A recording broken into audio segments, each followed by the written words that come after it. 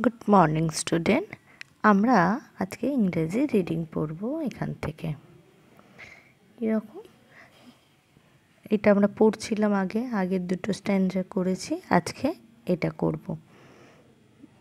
THE the bright BRIGHT bright sun SUN sun comes up the DEW dew FLLS falls away AWAY away.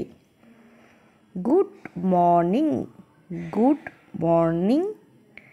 the BUTTER butterflies FLIES flies say।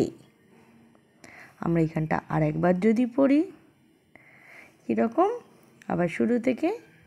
The bright sun comes up the dew falls away.